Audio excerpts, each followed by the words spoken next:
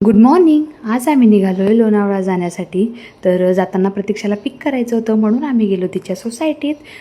सगळ्यांना भेटून खूप आनंद झाला, कारण जवळ जरी राहत असलो तरी आमच्या दोघींची बरेच दिवस भेट होत नाही आणि अशा छोट्या ट्रिप्स जर प्लॅन केल्या तर मग आम्हाला खूप मज्जा येते आणि आमची मुलंही खूप धमाल करतात. आम्ही निघालो लोणावळ्याच्या दिशेने जायला. 15 ऑगस्ट होतं म्हणून जाताना वाटेत खूप छान असे फ्लॅग बघायला मिळाले.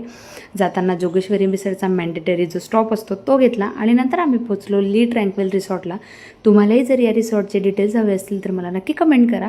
गेल्यावर बघा कार्तिकला बॉल आणि बलून दिसले, मग तर काय विचारायलाच नको. आम्ही केलं चेक इन आणि हे होते आमचे रूम्स. आणि रूममधून जो व्ह्यू होता ना तो खूपच सुंदर होता, तो मी तुम्हाला दाखवते. पावसाळ्यात तुम्ही कुठेही जा, सगळीकडे ग्रीनरी असते आणि ते बघून मन असं शांत आणि रिलॅक्स होतं. खरं तर आम्ही रिलॅक्स होण्यासाठीच गेलो होतो, फार साईट सीइंग करायचं नव्हतंच. पण जवळ होतं आम्हाला मॅप्रो गार्डन. 1.5 की 2च किलोमीटर होतं, म्हणून म्हटलं मुलांना तिथे घेऊन जाऊया. आम्ही पोहोचलो मॅप्रो गार्डनला. त्यांचे जे फ्री सॅम्पल असतात ते आम्ही टेस्ट केले. छान अशी धमाल केली आणि थोडीशी चॉकलेट्स, फलेरो, खाकरा अशी शॉपिंग करून आम्ही निघालो डिनर करून हॉटेलला जाण्यासाठी. हॉटेलला गेल्यावर सगळ्यांना खूप दमायला झालं होतं. सगळेजण रिलॅक्स झाले, झोपले आणि दुसऱ्या दिवशी मॉर्निंगला ब्रेकफास्ट करून आम्ही कुठेही न जाण्याचा ऑप्शन निवडला आणि सरळ छान असं थोडं गेम एन्जॉय करून आम्ही निघालो महाडला.